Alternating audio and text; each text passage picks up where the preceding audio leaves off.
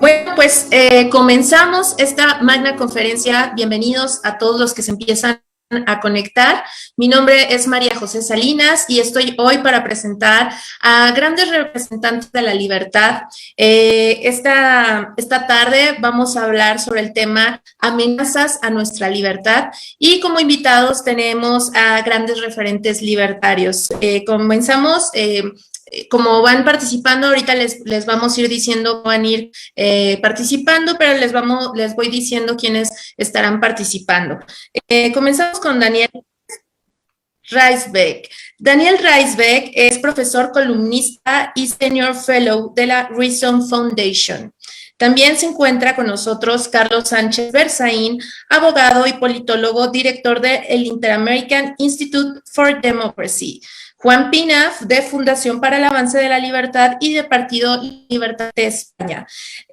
También nos acompaña Ana Montes de Oca, del Partido Libertario de Argentina, y también Carlos Vargas, del Partido Libertario MX. Y pues para ir iniciando y abrir esta conferencia, nos hará el favor Ana Montes de Oca de darnos la bienvenida. Adelante, Ana, ¿cómo estás? Muchísimas gracias. Bueno, gracias a todos los presentes, por supuesto es un honor, un placer enorme estar aquí. Muchas gracias también a Víctor Hugo Becerra, mi compañero, colega de Partido Libertario, y a todos los que están aquí de los partidos libertarios de México y de España.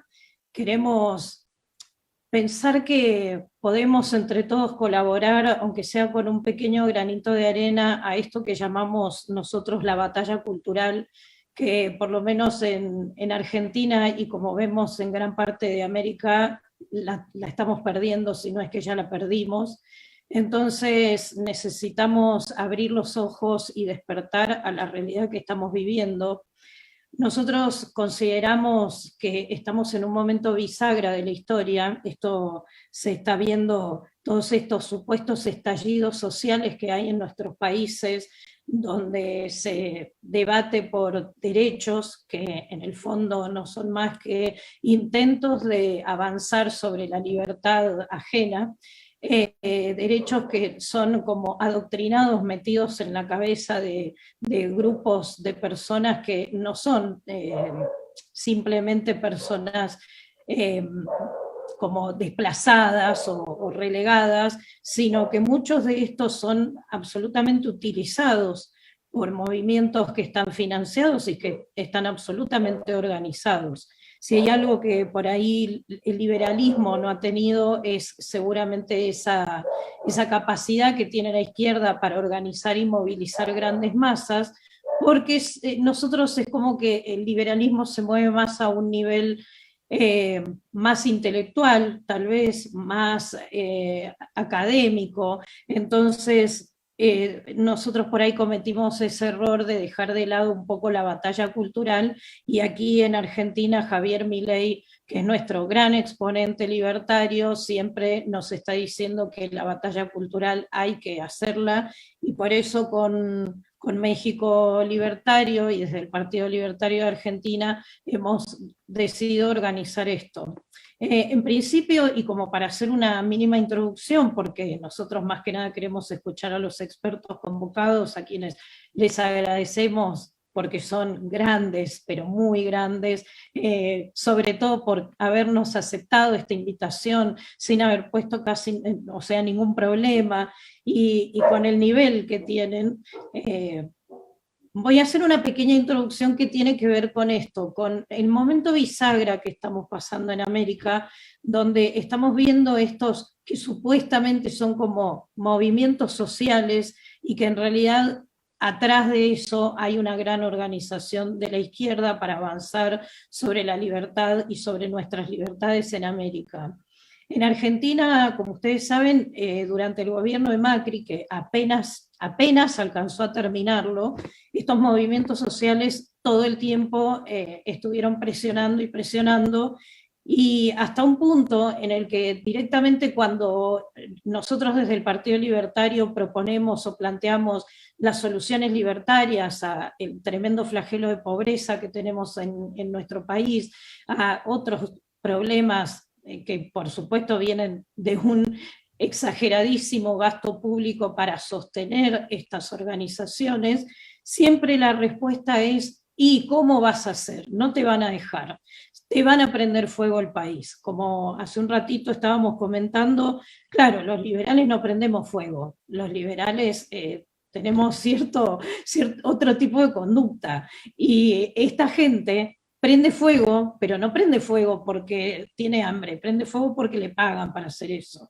Entonces tenemos que empezar a darnos cuenta que estas personas, como por ejemplo Juan Grabois, que se propone o se presenta como dirigente social, y que en realidad es mucho más que eso dentro de estas organizaciones. Ahora incluso tiene un cargo dentro del Vaticano, que no es poco, y cae a Colombia con 20 personas a decir: vengo a ver cómo van a hacer acá, cómo tratan acá los derechos humanos, que por supuesto además los derechos humanos también terminan siendo justamente como parte de esto, de este adoctrinamiento y de este cambio de conceptos que empieza a meter la izquierda, que empezó hace mucho, pero ya lo logró a través de la educación, de las políticas y todo, de cambiar los conceptos. Entonces ahora resulta que los movimientos sociales, o tirar 14 toneladas de piedras al Congreso de la Nación, como sucedió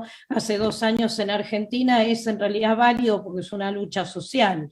O como plantea Grabois, que toma tierras privadas, ni siquiera fiscales, tierras privadas, y dice que eso es un proyecto social para hacer huertas. Bueno, todo lo cambian, todo lo destruyen. Cada vez que hablan de deconstrucción, yo digo: rompen. Deconstruir es romper. Eso es la manera en la que ellos avanzan. Entonces en Argentina fue muy difícil mantener un gobierno que no fuera peronista, porque justamente a duras penas llegó a terminar el mandato Mauricio Macri, pero además tuvo que terminar cediendo a las presiones de estos grupos que están formados principalmente por estos movimientos sociales sindicalistas, porque los sindicalistas son peores a veces que la mafia organizada, personas que manejan un montón de dinero y además manejan tropas porque son capaces de parar un país. Cortan una ruta y no les hace falta mucho, cortan una ruta 20 personas y hacen, por ejemplo, que Vaca Muerta, que es un yacimiento petrolero que tenemos en el sur de Argentina, que es sumamente importante, bueno, nunca permiten enriquecer el país, no permiten producir, cortan las silobolsas en el campo, haciendo perder cosechas, o prenden fuego las cosechas. En sí es el objetivo básico comunista: empobrecer, para que el Estado, que es justamente el que proponen como el gran salvador, que educa, da salud, protege, vacuna, abriga y da de comer y todo, sea la única opción. Entonces, esto en Argentina comenzó además con un cambio constitucional en 1994, y esto por ahí sería una lástima no traer a colación esto, porque lo que está pasando en Chile y la posibilidad de que le abran esa puerta en Chile al cambio constitucional es como justamente es algo que tenemos que todos poner mucho el ojo ahí, porque así empezó en Argentina. ¿Cómo? Simplemente se cambió la forma de elección, se hizo una elección directa, ya no por ¿cómo se llama? Colegios electorales. Entonces ahora la elección del presidente de la nación la define un territorio de 350 kilómetros cuadrados. Argentina tiene casi 3 millones de kilómetros cuadrados, todos saben que es un país enorme, Y se define la elección presidencial por un territorio de 350 kilómetros cuadrados, porque allí está tan concentrada la población que, bueno, el que saca más votos ahí ya tiene ganado el país prácticamente. Por supuesto, esa parte, que es una parte del conurbano bonaerense, es la más postergada, la más pobre, la que menos acceso tiene a servicios de calidad, hablemos de educación, de salud, de seguridad, donde el narcotráfico manda casi en cada cuadra, en cada esquina. Entonces, eso fue solamente por el cambio constitucional que se hizo en 1994. Abrió la puerta a que la elección se pudiera concentrar en ese lugar y el resto del país queda subyugado. Entonces, ahí es mucho más fácil no solo la batalla cultural, sino que es mucho más fácil, además, la campaña electoral. No hace falta ni siquiera recorrer el país, no hace falta ni siquiera prometer que todo el país va a crecer bien, hace falta ir, repartir algunas dádivas del Estado en esa pequeña zona, o estar presente como Estado en esa pequeña zona. Yo no sé si en los países hermanos de ustedes pasa, pero acá en Argentina la vacunación contra la COVID la hacen en centros políticos, del partido dominante, el partido gobernante del kirchnerismo. Lo hace la cámpora pero sin ninguna clase de disimulo. Y dicen que ellos dan las vacunas a ese punto. Además que me imagino, saben que ha habido aquí vacunas VIP que se han dado antes de darle a los grupos de riesgo, todos los amigos del poder, incluyendo sus amantes, señoritas acompañantes, señoritos acompañantes, novios, esposos, yernos y nueras. Un desastre. Esto solamente puede suceder en un país que está tan subyugado justamente por un gobierno que ha controlado a tal punto a la población que ni siquiera es capaz de salir a la calle cuando suceden estos desastres, cuando cada vez es más el avance, y lo único que vemos como reacción es jóvenes huyendo del país, tal como sucedió en Venezuela. Nosotros los argentinos, que como bien saben somos bastante creídos y soberbios, siempre decimos, no, ¿cómo vamos a terminar como Venezuela? Nosotros como si fuéramos inteligentes o más vivos que nuestros hermanos venezolanos. Y la realidad es que vamos a terminar como Venezuela dentro de 5 minutos, porque las personas que tienen una mínima capacidad de invertir, de producir, de generar empleo, se va del país, y solo vamos a quedar los que no tenemos ninguna capacidad ni de ahorro para comprar los pasajes para irnos. Entonces, esto que está sucediendo en Colombia o en Chile, que nosotros ya lo vivimos y que justamente es como nosotros vendríamos a ser como la previa, como fue Europa en la COVID para nosotros en América, y es como que nosotros sentimos que tenemos que estar más unidos que nunca, los liberales, los partidos libertarios, para contrarrestar este avance que cada vez que hablan de la patria grande, lo que significa no es otra cosa que un comunismo masificado en América. Así que muchísimas gracias y espero los análisis de los expertos.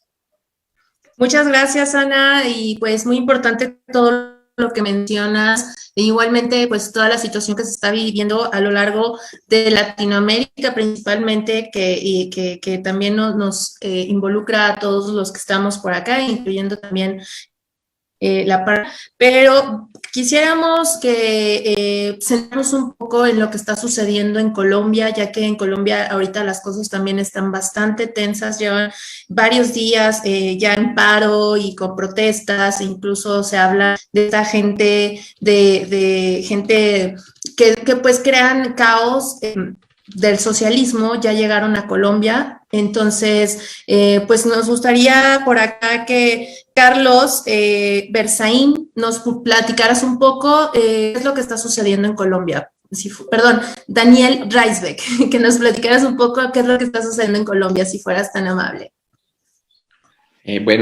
Muchas gracias a María José y todos por la invitación. Yo diría que lo primero que hay que entender acerca de lo que está pasando en este momento en Colombia es que no es algo nuevo o espontáneo de las últimas semanas, sino era algo que ya estábamos viviendo, sobre todo en Bogotá, desde el 2019. Entonces, en ese momento el gobierno actual que se elige en el 2018, empieza a gobernar desde agosto del 2018, pues lleva más o menos un año en el poder, pero de nuevo, estas personas, el equivalente que mencionó Ana, que me pareció muy buena su intervención, que de hecho las figuras del equivalente del chavismo, Gustavo Petro, que es el líder y era muy cerca a Chávez, a Hugo Chávez en su momento, él y las personas de su grupo dijeron que no iban a dejar gobernar a Iván Duque. Iván Duque, el presidente, le gana a Petro en una segunda vuelta en el 2018. Y hay varios videos que están circulando justo en estos días donde ellos están diciendo, no, les vamos a hacer la vida imposible en las calles. Por lo que tú decías, ellos creo que lo hablábamos antes de que comenzara el evento, pero cuando ellos gobiernan, ahí ellos están en el poder, entonces no pasa nada, pero si gobiernan los otros, cualquier otro, entonces no dejan gobernar. Y un problema, y esto se vio en el 2019, pero se ve hace muchísimos años en Colombia, que yo siempre he criticado, y es que a mí nunca me ha entrado en la cabeza cómo se ha normalizado y cómo se ha aceptado que un puñado de manifestantes les dé por bloquear una vía, por ejemplo, una vía principal, y nadie dice nada. Y eso se dio pues, durante muchos años en las ciudades, y ahora se está dando a nivel nacional. La ciudad de Cali ha estado básicamente sitiada, al punto que no pueden entrar suministros. Han querido hacer lo mismo en Bogotá. Y ahí el asunto es que, por lo menos desde mi punto de vista, bloquear una vía y no permitir que pasen ambulancias, por ejemplo, se han muerto varios bebés o mujeres embarazadas que no han llegado a la clínica a poder darle a luz a sus hijos por culpa de los bloqueos. Entonces, eso no es una protesta contra un gobierno, eso es un acto de guerra contra toda la población civil y contra millones y millones de inocentes. Entonces, esto se normalizó en Colombia. En el 2019 se vio la primera versión y que era sobre todo, o la fachada, por lo menos era estudiantes universitarios, grupos universitarios, obviamente con vínculos muy fuertes a la izquierda chavista, y ellos exigían más gasto público para la educación. Y uno de los grandes errores de este gobierno, que ha sido muy malo, en mi opinión, fue ceder en el 2019, hacia finales del 2019, y decir, bueno, sí, vamos a gastar más billones de pesos más en la educación, cuando, digamos, acá todos sabemos que el problema de la educación pública en ninguno de esos países es la falta de financiación. Son modelos que no sirven, que dominan sindicatos o que están mal diseñados, y el problema no es la falta de dinero, sino el sistema como tal. Entonces, Duque se dio en ese momento. Entonces ya claramente se vio que era un gobierno muy débil. En el 2020 lo único que sucedió fue que la pandemia interrumpió todo, pero yo estoy seguro que ellos tenían planeado este mismo caos, pero hace un año. Entonces la pandemia interrumpió las protestas y vuelven a surgir este año, también por causa de un error del gobierno que fue la reforma tributaria, pero que curiosamente lo que querían con esa reforma tributaria eran puras políticas de izquierda, o que uno asocia con la izquierda. Entonces, por ejemplo, introdujeron una especie de renta básica con la pandemia, y con la reforma tributaria estaban buscando los recursos para que fuera permanente, para que no fuera temporal, básicamente una renta básica para la mitad de la población. También pues, había impuestos muy altos contra el patrimonio, un impuesto del 2% contra el patrimonio. El que ganara más de 10 millones de pesos, que debe estar entre $2.500 por ahí más o menos hoy, tenía que pagar un impuesto adicional una sobretasa del 10% por ganar más que ese nivel. Entonces, realmente era una reforma de izquierda, pero simplemente fue una excusa porque esta gente lo que quería y lo que tenía planeado era incendiar al país. Ahí también están obviamente grupos como las FARC y el ELN.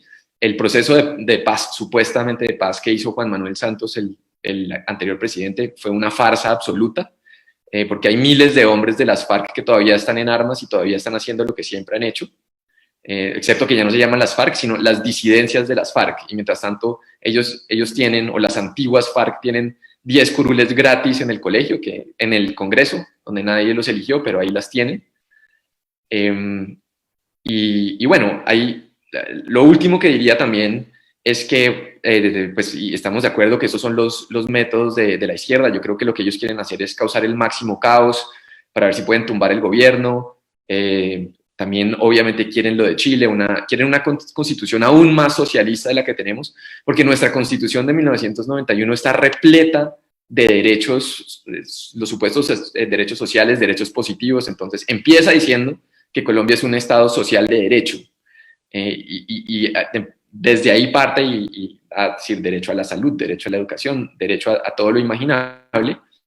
Y eso es uno de los problemas que ha habido en los gobiernos que supuestamente no han sido de izquierda, o que incluso supuestamente son de derecha, y la izquierda les dice neoliberales.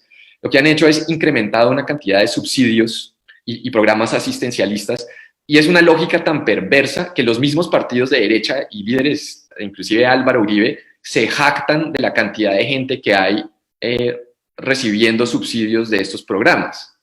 Bien, entonces esto ha sido una situación muy, muy dañina, en mi opinión, y todo eso requiere, por supuesto, gasto público, y el problema en Colombia es que el gasto público ha estado completamente descontrolado durante ya varios años, y no es que el recaudo no suba, el recaudo sube, pero el gasto público sube de una manera que es incompatible con el recaudo, que el recaudo, en mi opinión, es suficiente, pero en Colombia se vendió el mito de que no hay suficientes impuestos. Entonces siempre, cada 18 meses se hace una reforma tributaria, que en Colombia es un eufemismo para subir más los impuestos, y obviamente los de siempre son los que clavan, empezando por las empresas, ¿no? Entonces Colombia tiene un régimen de completa inflexibilidad laboral y también de altos impuestos para las empresas, sobre todo si se suman todos.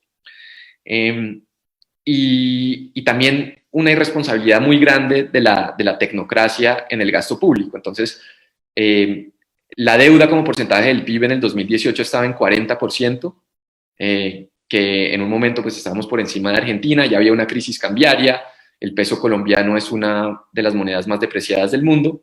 Entonces, ellos dicen que no hay inflación, los tecnócratas, pero con una moneda tan depreciada, pues eso es importar inflación y socavar la calidad de vida de todo el país.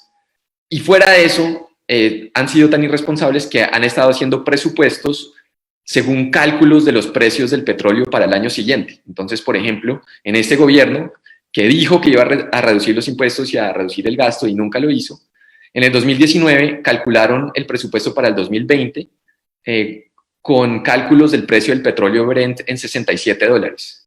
Entonces, unos meses después, cuando pega la pandemia y el precio del petróleo colapsa y pasa no a 67, sino a $9, el nivel más bajo en muchos años, entonces, por supuesto que eso es un golpe muy fuerte para las finanzas del país y causa una crisis presupuestal, que es lo que tratan de remediar con más impuestos hace unas semanas, y esto es lo que supuestamente desata este caos de las protestas.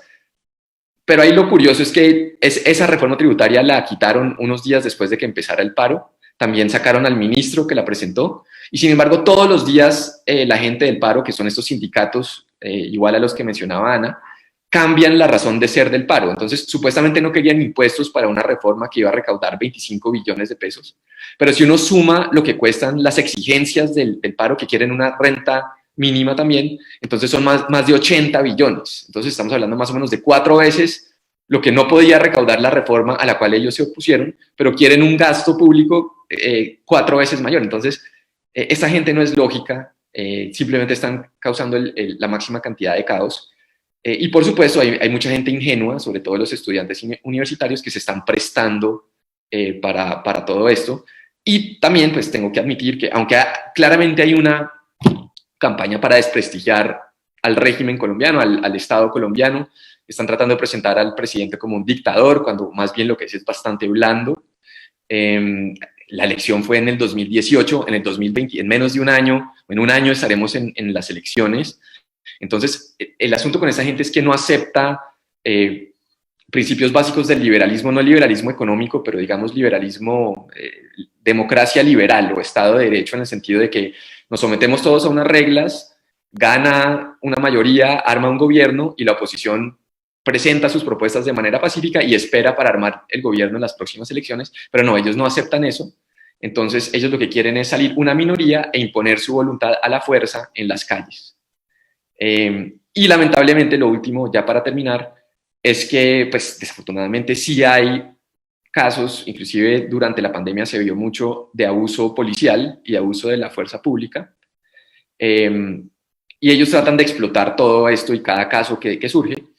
Lo que yo creo es que la gran mayoría en Colombia pues sabe distinguir entre algunos casos de abuso policial que tiene que investigarse y tiene que reformarse y se tiene que condenar, pero otra cosa es los muchos policías o miembros de estos escuadrones antimotines que se están defendiendo de estos terroristas urbanos que les están disparando proyectiles, y pues en ese caso de guerra urbana, pues es obvio, y eso es lo que ellos quieren, que haya daños colaterales.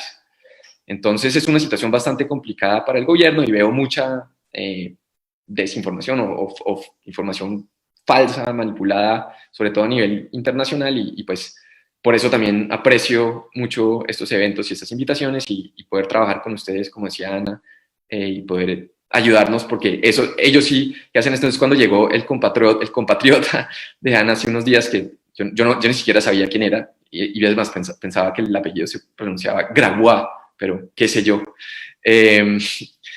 Claro, entonces ellos están coordinando todo esto. Yo creo que lo de las brisas bolivarianas no es coincidencia, es decir, Diosdado Cabello lo dijo hace unos años, porque mientras exista un Cuba y mientras exista Venezuela, que ya ahí la gente se está muriendo de hambre por las políticas socialistas, pues si existe un Chile o un país moderadamente exitoso tipo Perú o inclusive Colombia, pero que yo ni siquiera pondría en ese nivel, pues son inaceptables. Entonces ellos tienen que destruir los casos de éxito y es lo que creo que están haciendo. Muchísimas gracias, Daniel. De verdad, muy importante todo lo que mencionas y sobre todo porque pues muchos países de Latinoamérica pues desconocemos el trasfondo de lo que está sucediendo en Colombia y como bien dices, hay mucha desinformación y es importante tener el contexto completo, ¿no? Y bueno, para continuar ahorita con nuestro siguiente ponente, nada más los invito a las dudas que tengan o preguntas que quieran hacerles a nuestros participantes, por favor déjenlas ahí en el chat de live, porque pues sus preguntas las estaremos al final, las vamos a estar exponiendo, entonces dejen las dudas que tengan y con mucho gusto pues las vamos a estar compartiendo. Y pues ahora vámonos hasta España con un grande también, un grande que defiende la libertad como es Juan Pina, y pues él nos hablará sobre el avance de la izquierda en América y el triunfo de Ayuso en España. Muchas gracias, Juan, y adelante. Bueno, buenas noches a todos. Muchas gracias al Partido Libertario de Argentina y a nuestro anfitrión, el Partido Libertario MX de México, por esta invitación. Esta invitación que es muy interesante porque se me pide que contraponga lo que es pues esta evolución terrible que estamos viendo en América Latina con unos avances enormes del populismo, de lo que yo llamo el social populismo, es decir, el populismo de extrema izquierda en varios de los países, los incidentes de Colombia que nos acaba de explicar Daniel, de la situación tremenda de Chile ya desde hace pues cerca de 2 años, y muchos otros, e incluso pues estamos viendo cómo tenemos la amenaza en estos momentos de un avance del populismo en Perú. El próximo 6 de junio, si no recuerdo mal, es la segunda vuelta de las elecciones peruanas, y estamos viendo también cómo en un país como El Salvador, pues el gobierno también ultrapopulista ya se ha saltado todos los tapones, y ya está en posiciones incluso pues de que el Parlamento destituya a las principales cortes de justicia del país, bueno, el típico conflicto institucional entre los poderes del Estado, que al final lo que denota es una supresión de la separación de poderes liberal clásica y una supresión de la independencia judicial.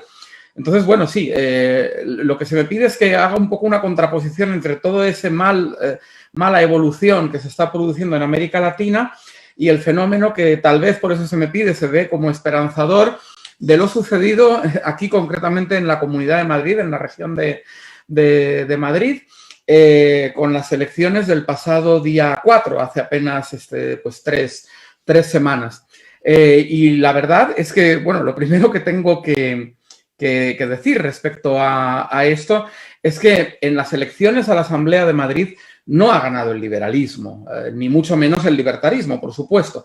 De hecho, el Partido Libertario pues, ha tenido nuevamente un resultado acorde a sus posibilidades económicas, un resultado de continuar en la extraparlamentariedad.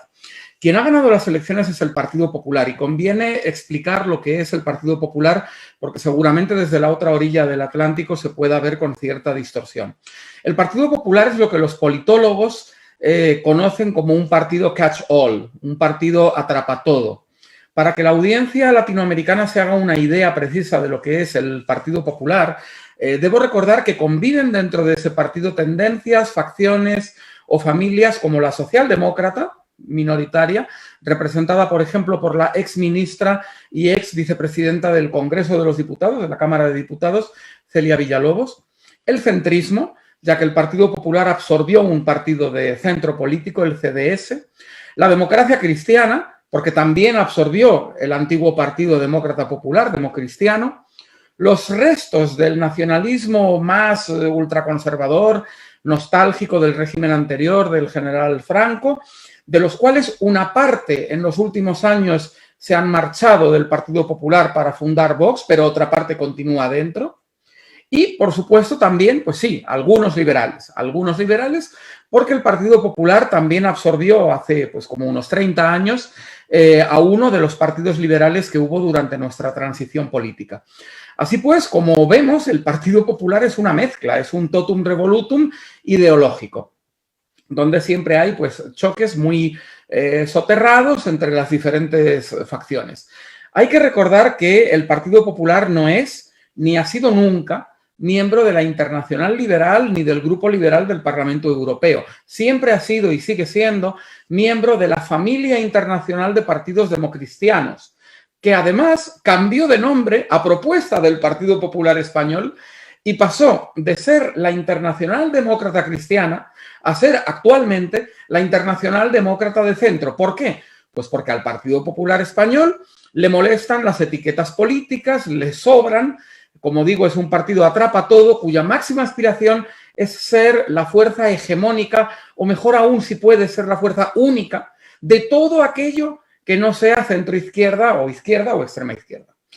Ese modelo podía funcionar en épocas anteriores. En la actualidad, con una diversificación y pluralización del mapa de partidos en España, yo creo que es un modelo que deberían, como mínimo, revisar y replantearse.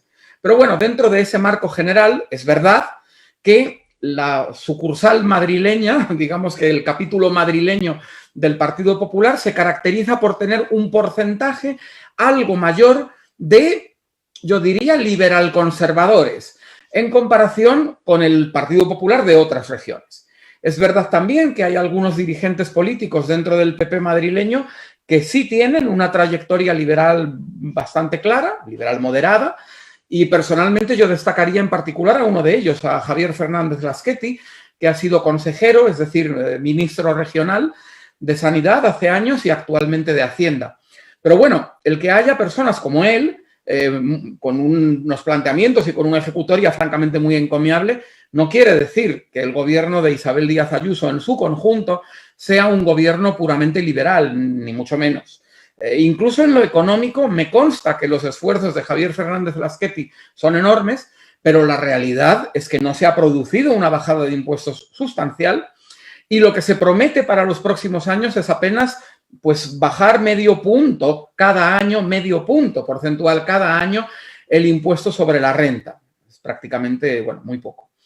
Y, por ejemplo, no se ha reducido todavía el impuesto de sucesiones para los herederos indirectos. Hay diferentes impuestos regionales de la Comunidad de Madrid que podrían eliminarse y que no se han eliminado, bueno, etc.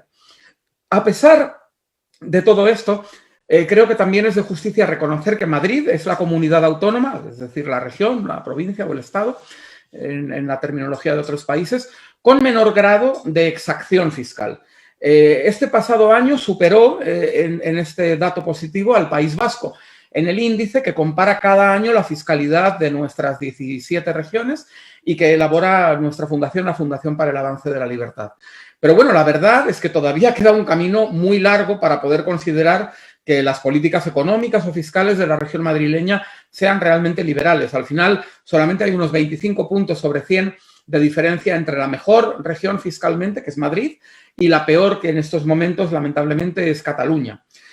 25 puntos sobre la parte de fiscalidad que manejan las regiones, que es realmente muy pequeña porque nuestro grado de autonomía económica y fiscal por parte de los territorios es muy baja, mucho más baja que la que pueda darse en países realmente federales. Nosotros no lo somos. Somos un país con una cierta descentralización territorial muy escasa, en mi opinión, en opinión en general de los libertarios, pero no somos realmente un país plenamente federal. Entonces, bueno, es verdad que también los gobiernos regionales no pueden hacer todo lo que quisieran y ahí hay que reconocerle a Javier Fernández Lasquet y también a la presidenta Díaz Ayuso el, bueno, pues estar manteniendo un poco la bandera de la autonomía fiscal por parte de los territorios, defendiéndola de ellos, defendiéndola de Madrid, en un momento en la que la izquierda en el poder a nivel nacional, el gobierno de Pedro Sánchez, esa coalición del Partido Socialista con la extrema izquierda de Podemos, está intentando eliminar incluso esa pequeña autonomía fiscal de los territorios para tratar como de recentralizarlo y, por ejemplo, de imponer a todas las regiones un mayor impuesto a las herencias, lo que aquí llamamos el impuesto a la muerte, y bueno, pues unas políticas de mayor recaudación todavía de la que tienen. Yo desde aquí trasladaría un saludo muy afectuoso a Javier Fernández Lasqueti, consejero de Hacienda de la Comunidad de Madrid, con todo mi apoyo para que siga luchando por esas tibias y tímidas rebajas fiscales. Ojalá que lo consiga.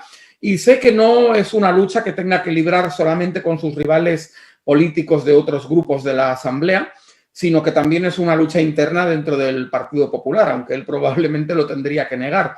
Porque, como digo, es un partido donde convive con infinidad de colectivistas, de diferentes facciones colectivistas, que desconfían de las medidas económicas liberales, que incluso temen la factura electoral, que creen que esas medidas les puede llegar a pasar en las urnas.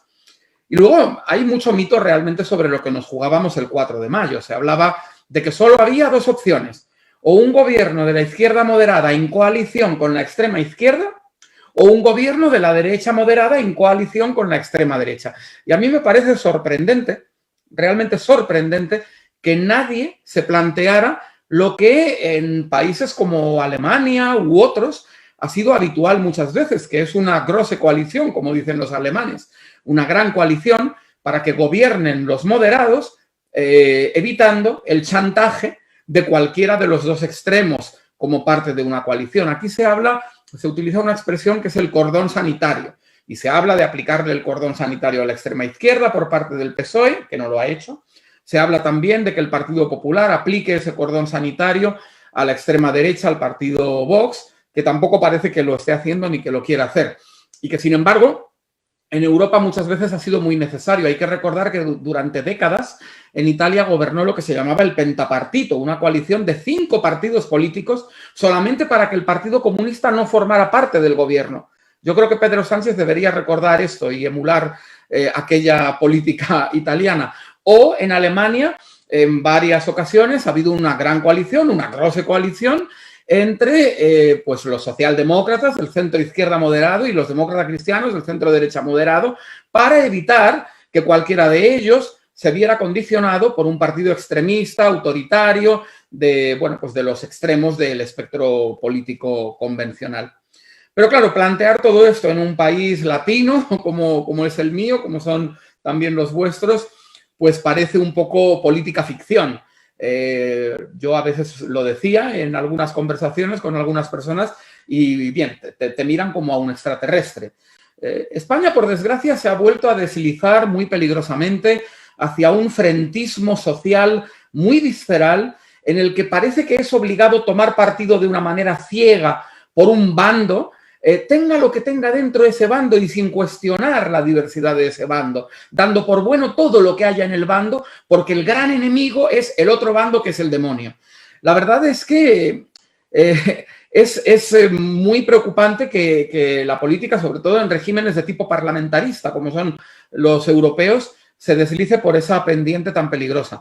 Bueno, al final, a pesar de todo, el resultado de las elecciones madrileñas del 4 de mayo, pues quizá ha sido uno de los menos malos dentro de los posibles. A mí, evidentemente, como libertario, me habría encantado que mi compañera Gloria Rodríguez, cabeza de lista del Partido Libertario en las elecciones a la Asamblea de Madrid, hubiera obtenido representación. Lamentablemente no ha podido ser. Las fuerzas económicas exiguas del Partido Libertario Español pues no lo han hecho posible, a pesar de que ha realizado una magnífica campaña, ha dado a conocer muchísimo el Partido Libertario, se han incorporado infinidad de nuevos colegas, como decimos aquí, de nuevos compañeros a nuestra formación política gracias a esa campaña, pero bueno, ya sabíamos que en las circunstancias económicas y políticas actuales el Partido Libertario de momento está en una situación de extraparlamentariedad, no ha podido ser. Pero bueno, dentro de las opciones existentes, como digo, el resultado quizá ha sido uno de los menos malos que cabía esperar. Por un lado, ha servido para terminar con la carrera política de alguien tan peligroso y tan tóxico como es Pablo Iglesias, un viejo conocido de los latinoamericanos, por desgracia, sobre todo en Venezuela. Por otro lado, se ha evitado por los pelos que la extrema derecha nacional populista, nuestro otro enemigo, nuestro otro grandísimo peligro en estos momentos del partido Vox, obtuviera la fuerza suficiente como para exigir puestos en el gobierno. Afortunadamente ese peligro se ha conjurado. Han crecido un poquito, muy poco en porcentaje de voto, pero han quedado fuera de cualquier posibilidad de cogobernar, afortunadamente. Y, por último, se ha evitado también que la extrema izquierda, no solamente Podemos, sino también el otro partido mucho más grande de la extrema izquierda en Madrid, que se llama Más Madrid, pues hubieran podido cogobernar.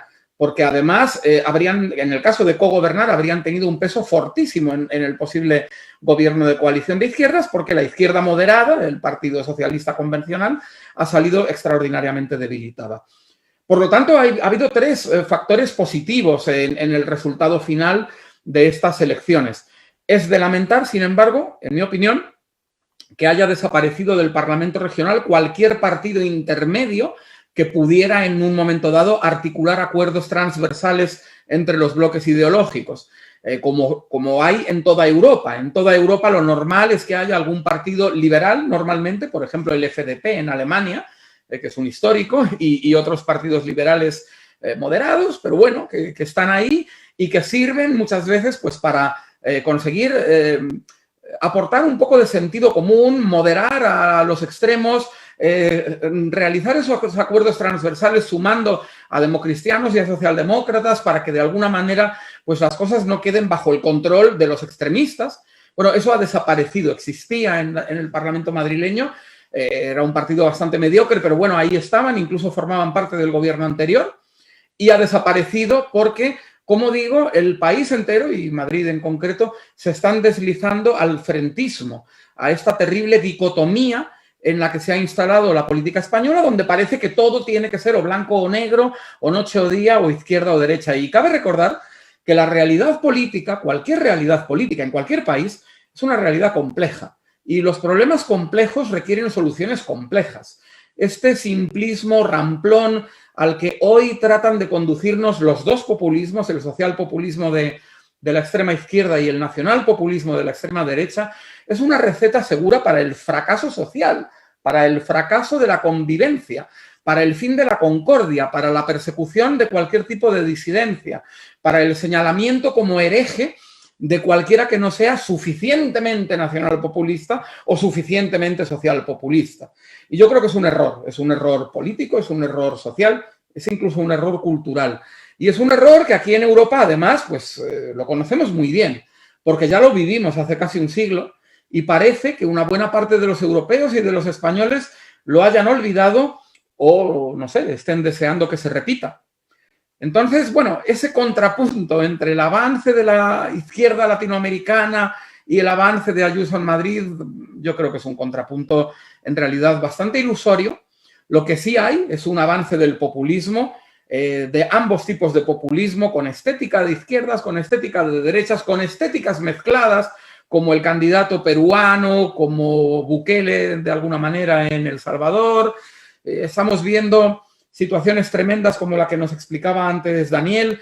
Aquí en Europa tenemos ya 2 países de la Unión Europea, Hungría y Polonia, un tercero, Eslovenia, que está ahí, en una situación casi parecida, inminente, donde lo que estamos viendo es el otro tipo de populismo, un populismo extraordinariamente peligroso, que cursa con un corporativismo mercantilista, con un crony capitalism a nivel económico en torno a la oligarquía de poder de los partidos hegemónicos de gobierno populista, muy preocupante, países donde se expulsa universidades, caso de Hungría, países donde se está incluso discriminando fiscalmente a las personas por sexo y dentro de las mujeres se las está discriminando por la cantidad de hijos que tengan y barbaridades por el estilo.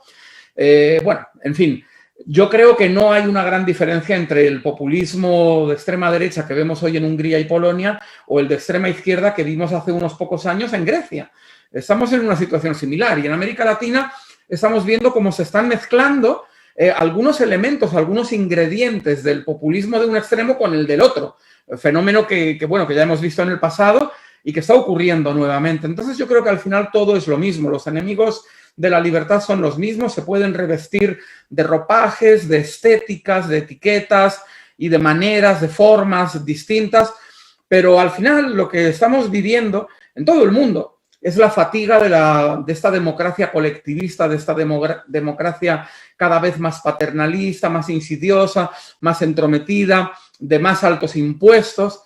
Esta democracia que yo siempre digo que nos dieron el cambiazo, que es una expresión que supongo que a lo mejor utilizáis también en vuestros países.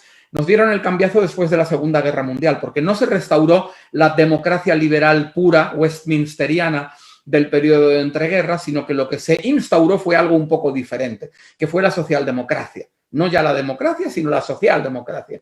Y eso empezó a crecer y ha ido creciendo como una bola de nieve y ahora mismo pues tenemos una injerencia del Estado democrático en las vidas de la gente, en la economía y en todo, que verdaderamente pues es bastante insoportable y que promete muchísimo y después cuando viene un ciclo económico adverso, no puede cumplir con lo prometido y entonces el descontento empieza a generar extremismos de extrema izquierda y de extrema derecha, populismos.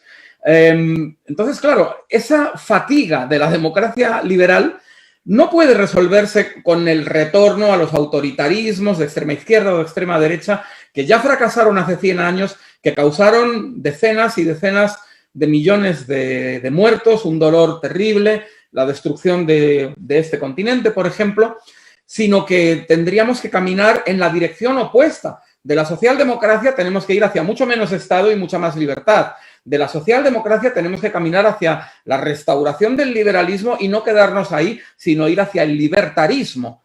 En vez de eso, nuestras sociedades, a ambos lados del Atlántico, lo que están haciendo es buscar soluciones del pasado y tratar de restaurarlas o de apoyar su resurgimiento. Es un error inmenso, pero yo creo que el futuro, en un plazo un poco más largo, nos va a ser favorable a los libertarios de una manera o de otra, porque la revolución digital está de nuestro lado, porque la globalización no solo económica, sino también cultural, también está de nuestro lado, y porque además estas soluciones del socialpopulismo de la extrema izquierda y del nacionalpopulismo de la extrema derecha ya se han practicado, no han servido, no van a ser útiles esta vez tampoco, y cuando también caigan y cuando también se vea que no funcionan, ¿qué queda? Pues queda nada más el libertarismo, el caminar hacia menos Estado, el ir incluso hacia modelos pues más cercanos a lo que algún día pudiera ser un anarcocapitalismo o como mínimo pues unas posiciones profundamente libertarias. Y yo creo que esa es la gran batalla política que todos tenemos que dar para conseguir que eso sea así y que no nos quedemos ni anclados en la socialdemocracia que no funciona, ni por supuesto recuperando modelos de hace 90 años que tanto daño causaron en ambos lados y que tampoco funcionaron. Muchas gracias. Muchas gracias, Juan. De verdad que, como siempre, un gusto escuchar y todo lo que nos compartes. Bastante interesante se ha puesto esta charla hasta ahora y pues el mensaje es claro, la importancia de por qué deben de existir estas opciones libertarias, ¿no? Para que pueda dar frente a esta izquierda estatista o esta derecha moralista, pues siempre recordar que existe la opción libertaria, ¿no? Muchas gracias, Juan. Y pues continuamos con nuestro siguiente invitado. Es una ponencia a cargo de Carlos Sánchez Berzaín. Hablar sobre las amenazas a las libertades en las Américas, el castrochavismo como organizado transnacional. Adelante, Carlos, y bienvenido. Creo que no lo veo. Igual, en lo que se conecta Carlos, me gustaría mencionarles sobre, pues precisamente continuando con estos eventos para promover las ideas de la libertad. El día de hoy vamos a tener también otro evento aquí por parte de Partido Libertario en punto de las 7 de la noche. Sería el tema ¿qué significa un Estado limitado? Con el doctor Sergio Negrete Cárdenas, experto en economía. Lo pueden encontrar como @econocafka. Entonces, no se lo pierdan y posteriormente a eso andamos imparables con eventos. Esto es buenísimo para poder seguir difundiendo las ideas de la libertad. Posterior a eso, aparte de la fecha, el miércoles 2 de junio, tenemos los libertarios deberían entrar a la actividad partidista, si en este caso tendríamos invitados a referentes como Antonella Martín y Jorge Triana de México, además de otros más invitados, así que vayan apartando las fechas y hoy no se pierdan en punto de las 7, también aquí por Partido X, el siguiente evento que tendremos. Y bueno, no sé si por ahí ya está listo nuestro siguiente ponente, porque no lo veo. Me parece que está, si no, me parece que está pidiéndote entrar, Majo. A ver, vamos a ver si le pueden dar el acceso, porque sí creo que no está conectado, no lo veo aquí en el panel. Y pues bueno, espero que estén disfrutando mucho esta conferencia, chicos, todos los que nos están escuchando, vayan dando sus preguntas, sus comentarios, ya por ahí vi varias preguntas muy interesantes, sobre todo la gente que todavía no conoce mucho acerca del tema libertario, creo que hay mucha gente que todavía tiene dudas de cómo se resolverían varios problemas actuales con políticas libertarias, entonces tengan la confianza de preguntar, porque finalmente es así como podemos tener mayor conocimiento y sobre todo generar argumentos al momento de debatir con personas que defienden ideologías pues ya gastadas y que no han funcionado, como este tema de izquierda o este tema de derecha. Existe otra opción y es la de la libertad, así que ustedes pregunten. Y no sé, a ver, confírmenme si ya pudo ingresar nuestro siguiente ponente, Carlos. Si no, igual, Juan, y en lo que entra Carlos, me gustaría que les dejaras un mensaje a la gente de Latinoamérica sobre el tema que decías y de invitarlos a que participen en los partidos libertarios que ya existen en sus países, si fueras tan amable, Juan. Bueno, la verdad es que yo creo que muchas veces los libertarios, igual que los liberales clásicos, suelen tener un desprecio considerable, un desprecio, yo diría que un poco elitista, un desprecio intelectual hacia la política de partidos. Y suelen pensar que nuestra batalla es otra, que nuestra batalla tiene que darse mediante la escritura, por ejemplo, de columnas, de artículos en los medios de comunicación, o mediante la impartición de clases y de charlas en las universidades, movernos en el mundo académico, también en el mundo de los think tanks, realizando estudios, informes, etcétera. Pero, sin embargo, yo creo que todo eso es, por supuesto, es muy necesario, pero que también es extremadamente necesario no regalarle a nuestros enemigos la batalla de la política. Es decir, si nosotros no estamos en política, hay una frase por ahí, bastante, que aquí la he oído muchas veces, que dice que si tú no quieres hacer política, la política te la van a hacer a ti. Alguien te va a hacer la política a ti si tú no participas en ella. Entonces, bueno, yo entiendo que para muchos liberales y libertarios pues les pueda resultar algo rechazable, les pueda disgustar mucho de lo que ven en la política, porque al final la política pues es para gobernar la polis, de ahí viene el nombre, y la polis pues es el Estado, y el Estado no nos gusta a los libertarios ni a los liberales. Entonces, a veces hasta puede parecer una contradicción en términos, es decir, bueno, voy a tratar de hacer política para combatir al Estado. Nosotros aquí en el Partido Libertario de España, hace ya años, una de nuestras campañas electorales llevaba como eslogan la contrapolítica, precisamente para tratar de animar a la gente a comprender que lo que hacemos es una antipolítica o una política de la no política, una política para menos polis, para menos Estado, ¿no?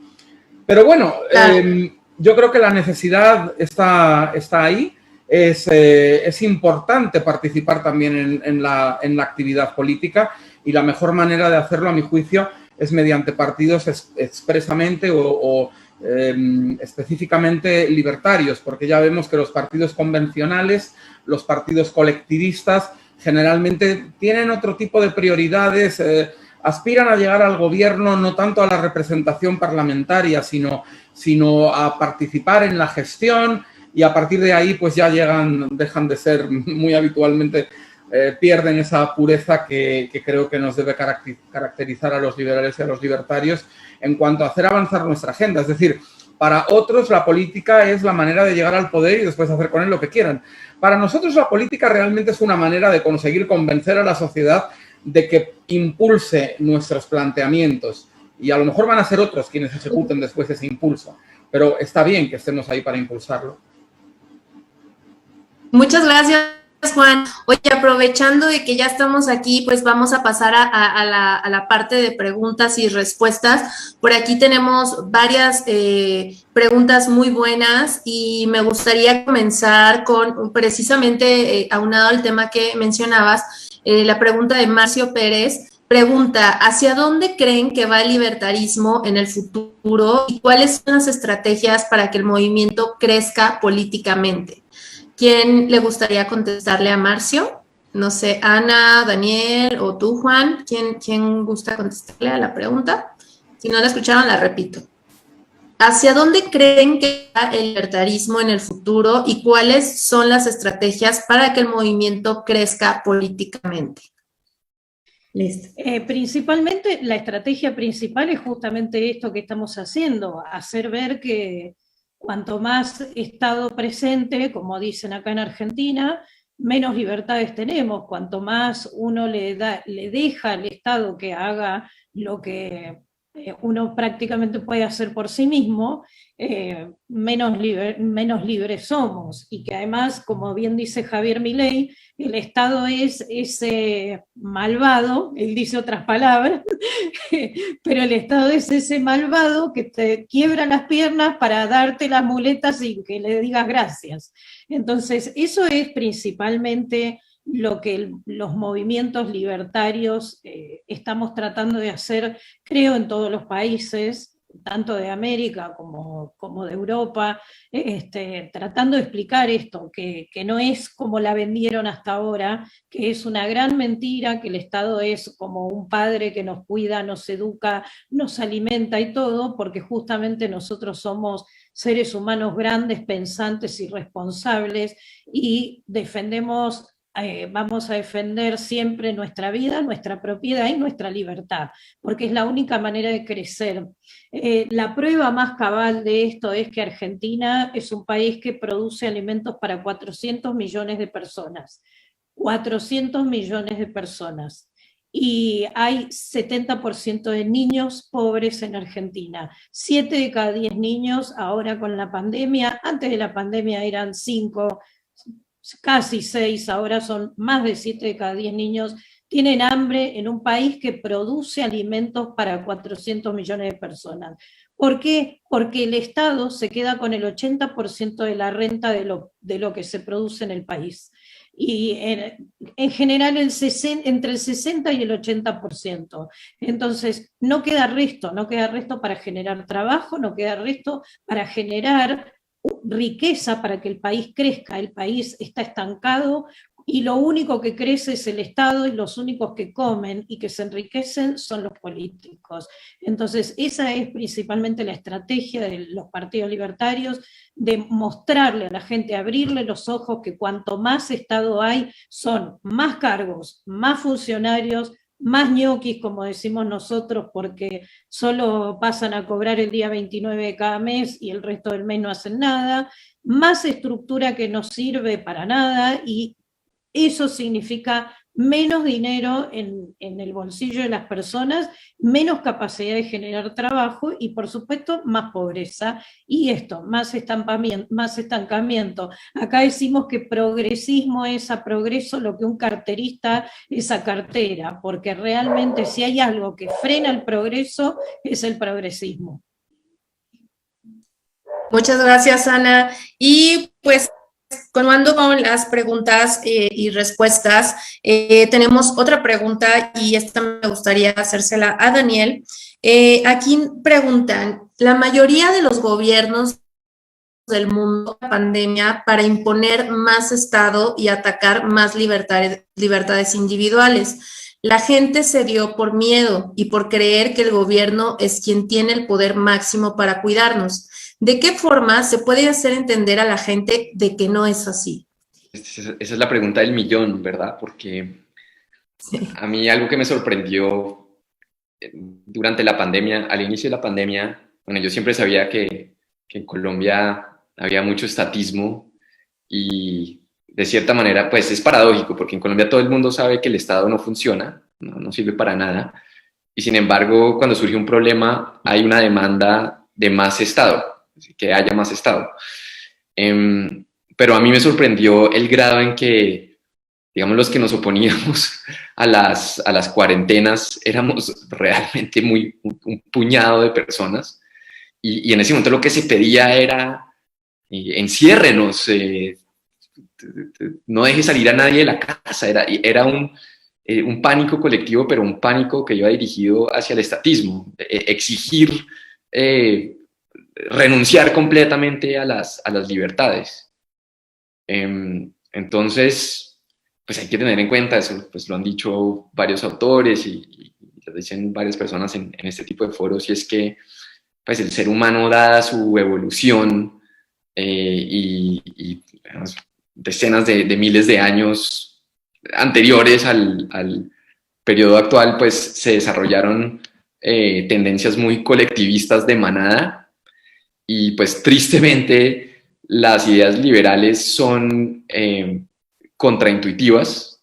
Es decir, eso es lo que a mí me llama la atención, y por eso me parecen interesantes que, digamos, la mejor manera de alimentar a una población o, digamos, una ciudad entera no es con una junta de planificación central, sino simplemente dejando que el mercado se ocupe de que cada cual salga y consiga su propio almuerzo, y algunos lo venden y los otros lo compran, y otros cocinan en su casa, pero compran la comida y los ingredientes, y ahí no hay ningún tipo de planificación. Pero el instinto muchas veces humano es hacia un sistema muy jerárquico y centralizado.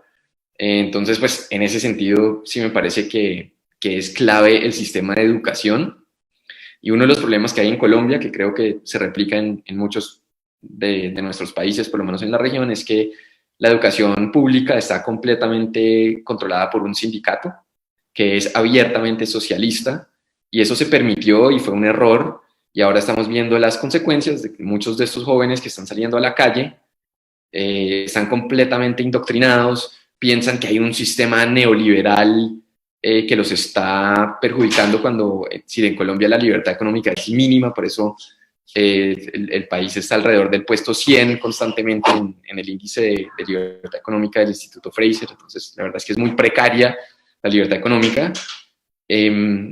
Entonces, en ese sentido, creo que sí, pues entiendo lo que decía Juan y lo comparto. De hecho, yo participado en política, soy el fundador del movimiento libertario en Colombia, pero me parece que en últimas, y eso lo experimentamos quienes participamos en política, y es que el político, ya cuando uno llega al nivel de participar en unas elecciones, el electorado ya tiene ciertos prejuicios y ciertos sesgos, y creo que en gran parte viene la educación y la cultura, bueno, lo que decía Ana de la batalla cultural. Entonces, por más importante que sea la política, creo que también la educación de explicar conceptos básicos de económico, inclusive de finanzas personales, que puede ser más concreto y más importante para mucha gente, sobre todo a nivel masivo.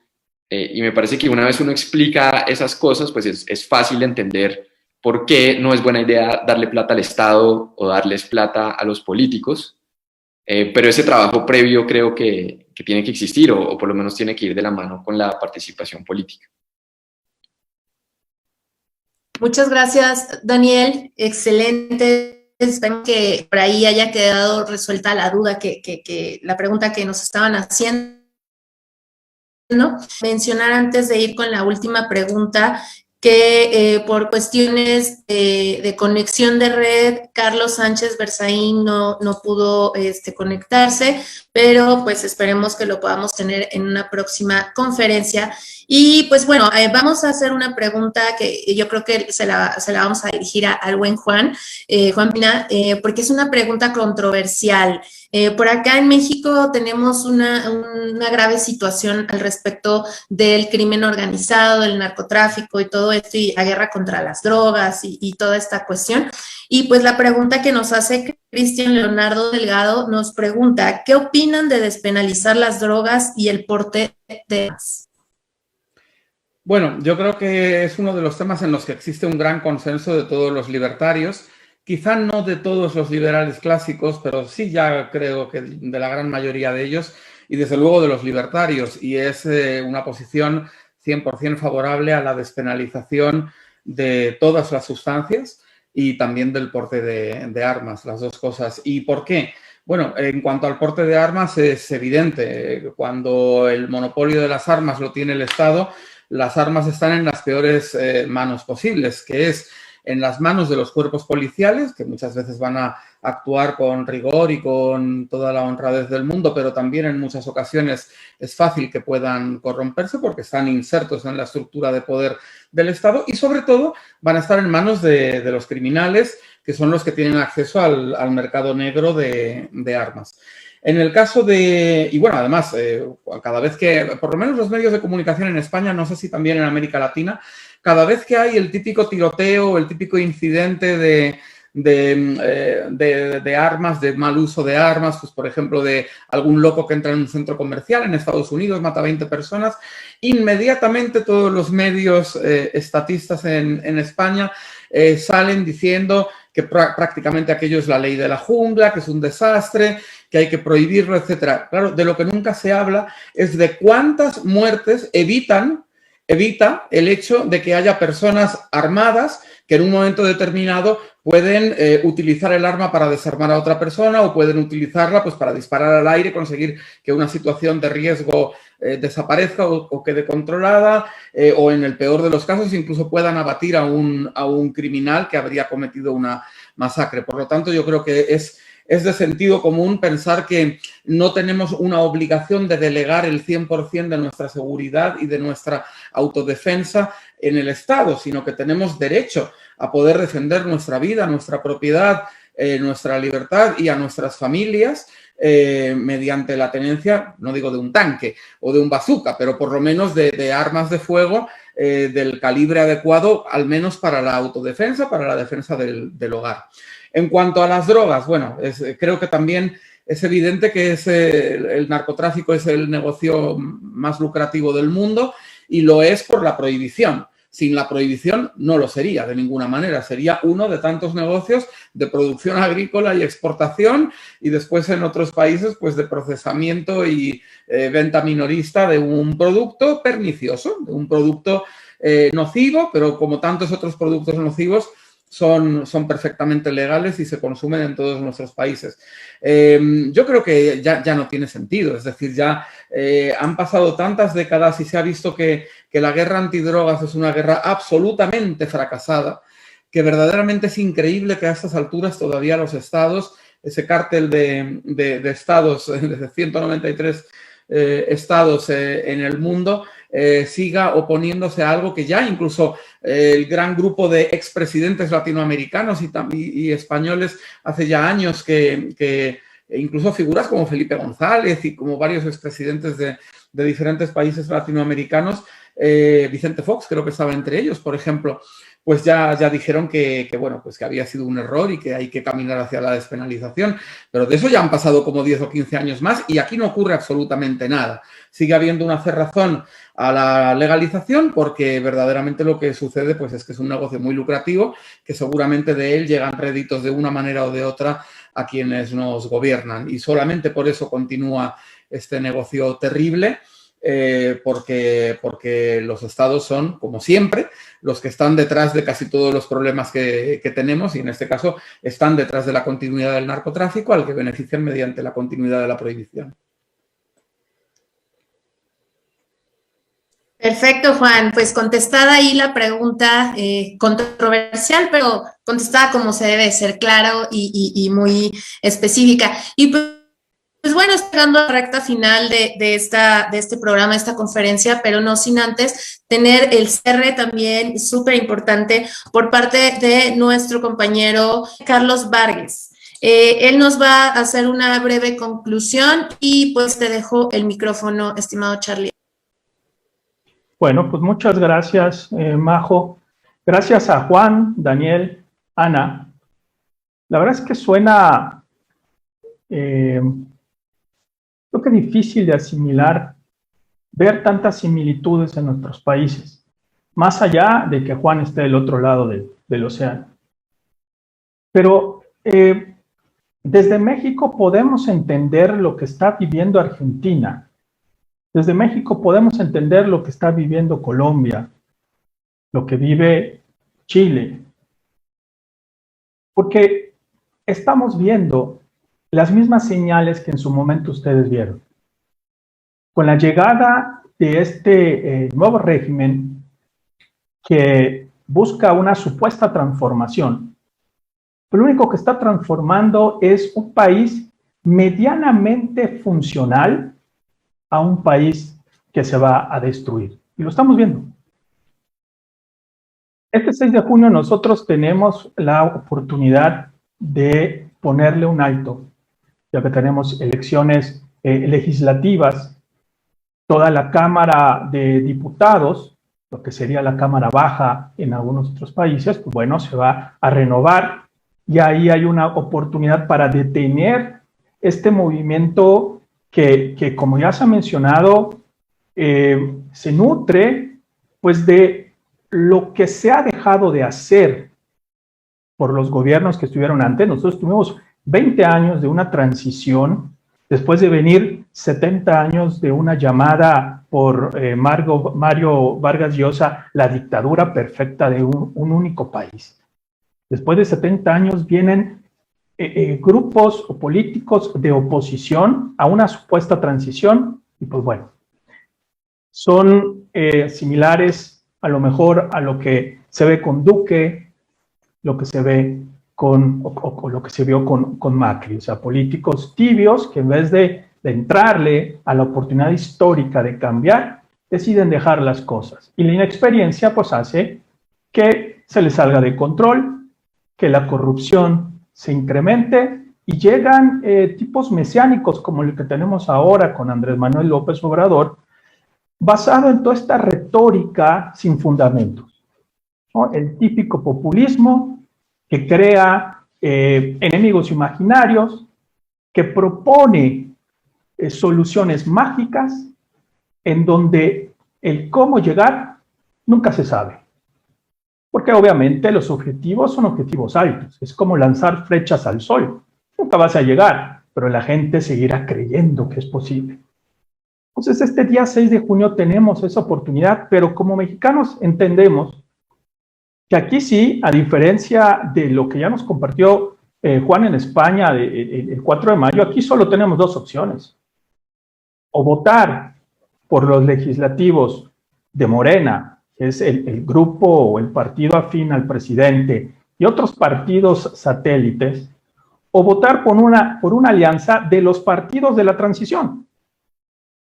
O sea, estamos en una situación, yo creo, tan compleja como lo tiene el mismo día Perú, entre votar por pues yo no sé si llamarle socialista sería ser blando, o, pues bueno, lo que significa Keiko para los peruanos y la historia de los años previos. Todo esto que nos estamos compartiendo desde nuestras visiones locales está escrito. Grupo de Puebla, herederos del famoso Foro de Sao Paulo, y donde todo esto que vivimos en nuestros países toma forma y se va introduciendo, a principios de este año emitió el Manifiesto Progresista del Grupo de Puebla, con 33 puntos. Según ellos, en realidad son 32, del 1 se saltan al 3, a los progresistas socialistas los números no les da, o sea, como que no, ¿verdad? No lo traen ahí. Y quiero recuperar 4 que son fundamentales para entender a dónde nos quieren llevar, para entender por qué estamos caminando hacia ese punto. El punto 3 dice recuperar el papel fundamental del Estado. O sea, hagamos más grande el Estado. Lo que existe hoy no es suficiente, hagámoslo más. Y voy a leerlo textual lo que sigue, porque es muy revelador. No puede pensarse en un futuro seguro, igualitario, libre y democrático si no se recupera un rol activo y protagónico para el Estado, desmontado y debilitado según el dogma neoliberal, el Darth Vader de América Latina. Cualquier cosa que signifique eso, porque nadie, mucho menos la gente los socialistas, progresistas, no logran dar una definición exacta de qué significa. Bueno, hacia ahí nos quieren llevar, hacia un Estado todavía más grande, que promueven también privatizar y promover más control público y menos mercado. Acudir a emisiones directas de los bancos centrales para los gobiernos. ¿Cuál es el pretexto? Textual. Esto lo pueden leer, está ahí. El pretexto es, en el marco de la situación de la pandemia, los países europeos, para eso sí hay que voltear a verlos, ¿verdad?, están recurriendo a la emisión para impulsar los programas sociales. Pero bueno, se les olvida, o quieren que creamos que se les olvida, 2 condiciones fundamentales. Y es, pues, que los países europeos son ricos. Tienen una política económica completamente distinta a la de nuestros países latinoamericanos, ¿verdad? Yo me quedaría con eso. Pero pues obviamente van generando todo este tipo de pretextos que suenan muy bonito. Suena muy bonito. Y hay uno cuarto más que es el que lo hemos estado platicando, y es apoyar la movilización social. Impulsar a todos estos grupos que sabemos que al final, como ya nos lo compartió Daniel, sirven como grupos de choque y desestabilizar a los gobiernos, sea el nacional, sea el local, sea el que sea, fortalecerlos, ¿verdad?, para que estén listos como huestes al servicio del político en turno. Yo les invito a darle una revisada para todos los que nos están escuchando, posteriormente vean esto, una búsqueda en Google, lo encuentran. Ahí está, nos lo dicen, nos los están anunciando. Febrero de este año, ¿sí? En México, pues tenemos este momento histórico porque estas elecciones se van a recordar como la oportunidad de detener un movimiento de destrucción o darle una nueva oportunidad a los que ya nos fallaron antes. Pero yo quiero llamar a la atención el hecho de que en esta ocasión los ciudadanos ya no podemos seguir siendo simples espectadores. Nos tenemos que involucrar. Como lo mencionó Juan con el tema de desde la política, desde nuestra acción, involucrarnos en el rol político desde nuestra trinchera. De lo contrario, lo que va a ocurrir en 3 años, cuando vengan las próximas elecciones presidenciales, pues probablemente veamos lo que ya pasó en Venezuela, en Argentina, en Bolivia, o un total giro de timón, como ha ocurrido con Brasil, o como también en España hay riesgo de que esto vuelva a ocurrir. Entonces tenemos que abrir los ojos, despertar de este letargo y movernos a la acción. Ya no, esta batalla y lucha cultural ya no tiene que quedarse en conversatorios, en YouTube, en leer, en los libros. No, tenemos que salir.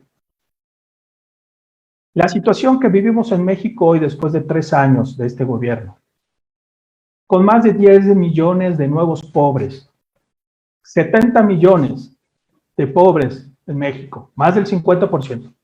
Datos oficiales. Aquí no hay inventos. Datos oficiales.